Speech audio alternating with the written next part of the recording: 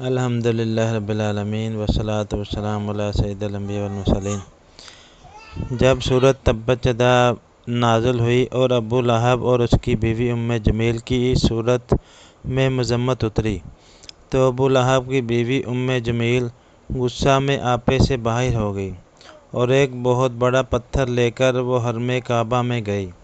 اس وقت حضور اکرم صلی اللہ علیہ وسلم نماز میں تلاوت قرآن فرما رہے تھے اور قریب ہی حضرت ابوبکر صدیق رضی اللہ تعالیٰ عنہ بیٹھے ہوئے تھے۔ ام جمیل بڑبڑاتی ہوئی آئی اور حضور اقدس صلی اللہ علیہ وسلم کے پاس سے گزرتی ہوئی حضرت ابوبکر صدیق رضی اللہ تعالیٰ عنہ کے پاس آئی اور مارے غصے کے منہ میں جھاگ بھرتے ہوئے کہنے لگی کہ بتاؤ تمہارے رسول کہاں ہے؟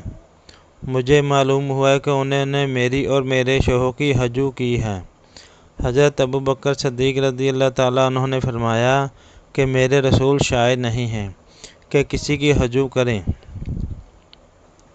پھر وہ غیظ و غضب میں بھری ہوئی پورے حرم کعبہ میں چکر لگاتی پھری اور بکتی جھکتی حضور اقدس صلی اللہ علیہ وسلم کو ڈھونڈتی پھرتی، مگر جب وہ حضور صلی اللہ علیہ وسلم کو دیکھ نہ سکی تو بڑبڑاتی ہوئی حرم سے باہر جانے لگی اور حضرت ابوبکر صدیق رضی اللہ تعالیٰ سے کہنے لگی کہ میں تمہارے رسول کا سر کچلنے کے لیے یہ پتھر لے کر آئی تھی، مگر افسوس وہ مجھے نہیں ملے۔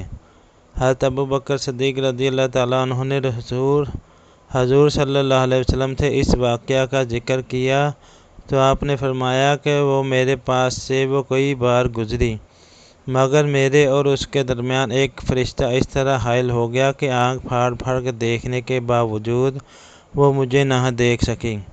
اس واقعہ کے متعلق یہ آیت نازل ہوئی۔ ترجمہ کنز ایمان۔ اور اے محبوب تم نے قرآن پڑھا، ہم نے تم پر اور ان میں کہ آخرت پر ایمان نہیں لاتے ایک چھپا ہوا پردہ کر دیا۔ درس ہدایت۔